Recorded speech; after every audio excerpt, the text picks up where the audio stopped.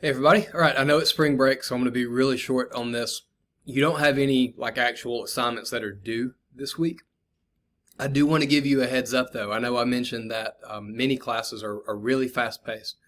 Usually we have an exam every 10 days. That's like less than a week and a half you're having a test. So the good thing about spring break is we get a little extra time because I'm not really counting this as, class days. But your next exam is coming up pretty soon. It's going to be April 12th through the 14th. So that's not the week we get back from spring break, but that's the following week after that. Okay. Now that test is on a lot of material. It's on chordates. So there's actually two different lectures that are going to deal with chordates. Those are animals that have like a nerve system that runs down their back, and that's going to include things like vertebrates like us. So that's two lectures there. And then we've got another lecture on primate evolution, and it's pretty short. It's like an hour, so it's a lot shorter than most of the lectures we've had.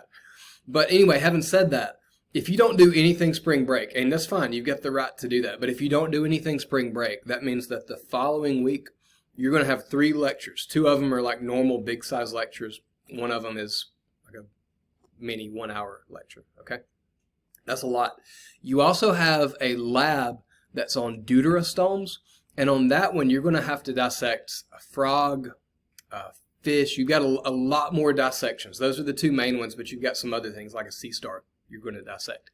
So that's a lot of stuff to do in 1 week. So since we have this week for spring break, if this is an option, and I understand if it's not, but if possible, and if you want to make your life easy on yourself, watch one of those lectures. Watch the section 1. I think it's called... well, I've got it written there, lancelets, tunicates, fishes, and amphibians. If you'll go ahead and just watch that one this week and take notes, treat it like a regular lecture, that'll make life so much easier on you next week. You'll only have like 1.5 lectures to watch instead of 2.5. Okay. The other thing is that deuterostomes lab, if you've got time, now number one, if you just want to knock it out and not have to worry about it later, do the whole thing. That's fine. But if you wanted to do just like maybe the sea star dissection, or like the sea star dissection and the fish, and then save the other one for next week.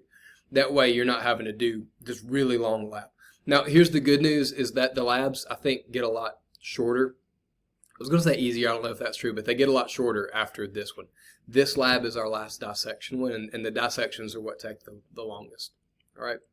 So I'll quit rambling, but that's my heads up. If you want to make life easier on yourself, try to go ahead and watch the section 1 lecture for unit 3.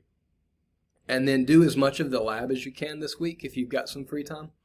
That way, excuse me, that way next week you won't have a ton to do and you can spend time just kind of focusing on the test. All right, thanks, and I will see you later.